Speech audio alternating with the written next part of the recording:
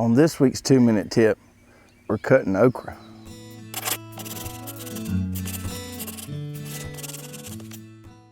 On a previous video, we showed you how we transplant our okra in spring to get a jump start on the production and to start having okra super early. In that video, I also told you about these two really productive okra varieties that we carry, the jambalaya and the red burgundy.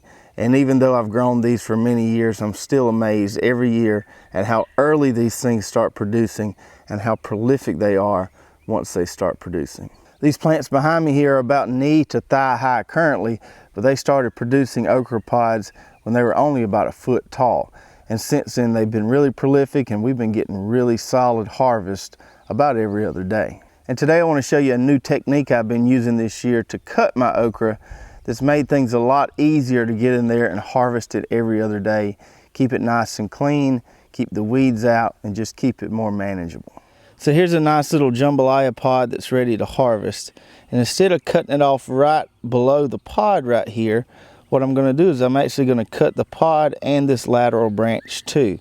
And what that's going to do is that's going to keep the bottom of this plant nice and clean, and it's going to make it easy for me to see my okra when I'm out here picking it. So I'll just take my pruners and I'll cut it right there, and then we'll just drop that leaf on the ground. We've got our nice little okra pod there. Here's another pod that's ready to harvest, and this is a red burgundy plant here. And you can even see down here where I've harvested it before and cut this lateral stem. So it doesn't hurt the plant at all.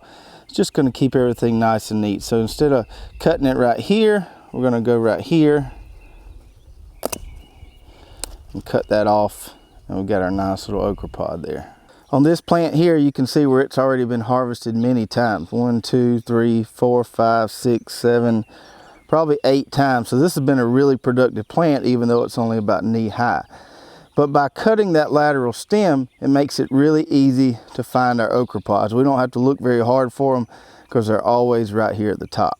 It's also going to make it really easy to keep everything nice and clean underneath our plant. So we can get in here and we can pull these weeds out of here really easily.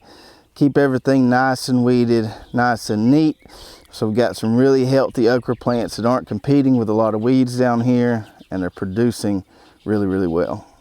So when you're harvesting your okra, go ahead and cut that lateral stem that's right below the okra pod. That's going to keep them plants nice and neat and clean. It's going to make it easier for you to see the okra pods when you're out there harvesting it.